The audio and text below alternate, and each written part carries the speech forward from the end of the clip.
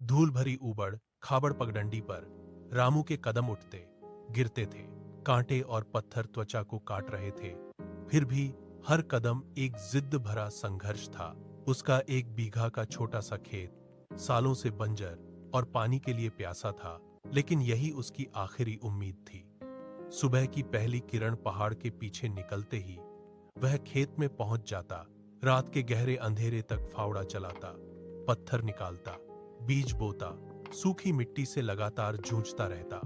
अब पसीना उसकी पीठ पर नदी की धार बनकर बहता था, जमीन पर गिरकर तुरंत सूख जाता। परिवार के पेट की भूख कभी बुझती नहीं थी। उसकी पत्नी राधा रोज शाम को चूल्हे पर 2 सूखी रोटियां सेंकर परोसती है। 2 बच्चों की भूखी निगाहें रामू को और ज्यादा मेहनत करने को मजबूर करती हैं। वह हर सुबह जल्दी उठता है, हर शाम देर से लौटता है। सालों तक इसी रूटीन को अपनाकर सूखे की चुनौती से जूझता रहता है। कभी भी हार मानने का विचार उसके मन में नहीं आता है। फिर एक साल ऐसा आया जब 3 महीने तक एक बूंद भी बारिश नहीं हुई। सूरज ने पूरी धरती को जला दिया। रामू की पूरी फसल सूखकर भूरी राख हो गई।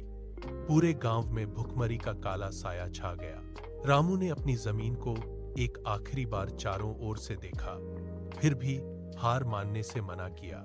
उसने राधा को समझाया, बच्चों को वादा किया और एक सुबह दूसरे गांव की ओर निकल पड़ा। 4 मील पैदल चलकर वह बड़े जमींदार के यहाँ मजदूरी का काम ढूंढ निकाला। दिन भर ईंटें ढोता, खेतों में गुड़ाई करता, दोपहर की तपती धूप में भी 1 घंटा आराम नहीं लेता। रात को बरगद के नीचे एक कोने में सिकुड़कर सो जाता, हर पाई को बचाकर कपड़े की तह में बांधता। 6 महीने बाद पर्याप्त पैसा जमा होने पर वह सुबह सुबह अपने गांव लौट आया। गांव के लोग चौंक कर उसे देखते रहे। किसी को उम्मीद नहीं थी कि वह लौटेगा। उसने तुरंत खेत की ओर रुख किया, जमीन को फिर से जोता, पुराने कुएं को गहरा करवाया, नए बीज बोए। इस बार समय पर बारिश ने भी साथ दिया। 1 महीने में ही खेत हरियाली से भर गया। फसल कटने के बाद उसने पुराना कर्ज चुकाया, परिवार के लिए पर्याप्त भोजन का इंतजाम किया।